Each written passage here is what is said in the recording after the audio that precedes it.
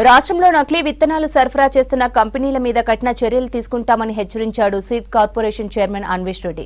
ములుగు జిల్లాలోని వాజేడు, వెంకటాపురం, కన్నాయిగూడెం మండలాల్లో మల్టీనేషనల్ కంపెనీలు నకిలీ విత్తనాలు సరఫరా చేయడంతో ఆదివాసీ రైతులు మోసపోయారన్నారు. ఈ 3 మండలాల్లో సింజెంటా, హైటెక్ ఇతర కంపెనీలు విక్రయించిన నకిలీ విత్తనాలు వాడడంతో 2700 ఎకరాల్లో పంట ఖరాబైందన్నారు. రైతులకు నష్టం కలిగించే వారిపై చర్యల కోసం పీడీ యాక్ట్ తీసుకొస్తామన్నారు అన్వేష్ రెడ్డి. గత వారం 10 రోజులుగా ములుగు జిల్లా వెంకటాపురం అట్లాగే వాజేడు మండలాల్లో ఆదివాసీ ప్రాంతాలు ఆదివాసీ రైతుల అమాయకత్వాన్ని ఆసరా చేసుకొని మల్టీనేషనల్ కంపెనీలు విత్తనోత్పత్తిలో రైతుల మీద దోపిడీ చేస్తున్నటువంటి విధానం, దానివల్ల రైతులకు జరుగుతున్నటువంటి అన్యాయం చూస్తా ఉన్నాం. ఇది జరిగినటువంటి సందర్భంలో నేను ఆ గ్రామాలకు వెళ్ళడం జరిగింది. అక్కడికి వెళ్ళిన తర్వాత అనేక రకమైనటువంటి విషయాలు బయటకు వచ్చినాయి. ఈ విత్తనోత్పత్తి పేరు మీద అక్కడ ఉన్నటువంటి ఆదివాసీలు వాళ్ళ అమాయకత్వాన్ని ఆసరా చేసుకొని విపరీతమైన దోపిడీ చేస్తున్నటువంటి పరిస్థితి అక్కడ ఉంది. ఎంత దారుణం అంటే అసలు ఏ సమాజంలో ఉన్నాం మనం?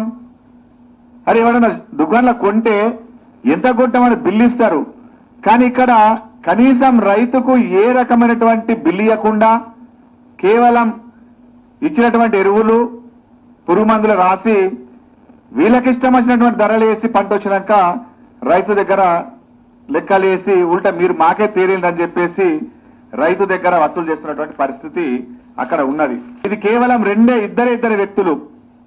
హైటెక్ సంబంధించేమో సురేష్ బాబు అని, సింజెంట్కి సంబంధించి నరసింహమూర్తి అని చెప్పేసి ఇద్దరు ఆర్గనైజర్, ప్రధానమైనటువంటి కంపెనీలకు మల్టీనేషనల్ కంపెనీలకు ఇద్దరు ఆర్గనైజర్లు ఇవాళ ఆ ప్రాంతంలో విత్తనాలు ఇస్తూ రైతులను భయభ్రాంతులకు గురి చేసి ఇవాళ రైతుల మీద అమాయకమైనటువంటి గిరిజనులను దోపిడీ చేసి ఆదివాసుల మీద దోపిడీ చేసి ఇవాళ గత కొన్ని సంవత్సరాలు అక్కడ జరుగుతున్నటువంటి పరిస్థితి ఉన్నది.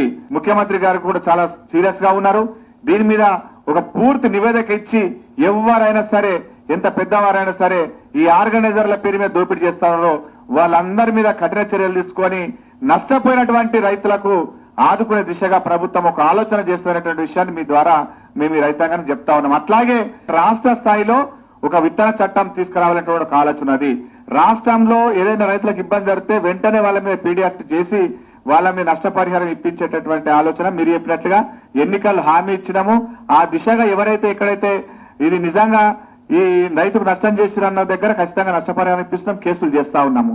ఇది ఇప్పుడు ప్రధానంగా ఈ మల్టీనేషనల్ కంపెనీలు ఎవరైతే ఇద్దరు ఉన్నారో ఆర్గనైజర్లు, ఇది చాలా స్పష్టంగా రుజువులతో సహా ఉన్నది. ఈ దీంట్లో సీఎం గారు చాలా స్పష్టంగా ఉన్నారు. ఖచ్చితంగా దీన్ని రైతులకు న్యాయం చేసే విధంగా దీన్ని అరికట్టేటువంటి ఆలోచనలో ఖచ్చితంగా తీసుకుంటున్నటువంటి మాట మాత్రం ఖచ్చితంగా చెప్తున్నాం. దీన్ని పూర్తి స్థాయిలో ఒక నివేదిక ఇచ్చి రేపు భవిష్యత్తులో ఇలాంటి జరగకుండా రాష్ట్ర స్థాయిలో మొత్తం మీద ఒకటి విత్తన చట్టంలో ఉన్నటువంటి లొసుగులను రాష్ట్ర స్థాయిలో రైతులకు ఉపయోగపడే విధంగా తీసుకురావాల్సిన అవసరం ఉంది. ఆ దిశగా ప్రభుత్వం చేస్తున్నటువంటి ఒక భరోసా మాత్రం ఈ రైతాంగానికి ఇస్తా ఉన్నాం.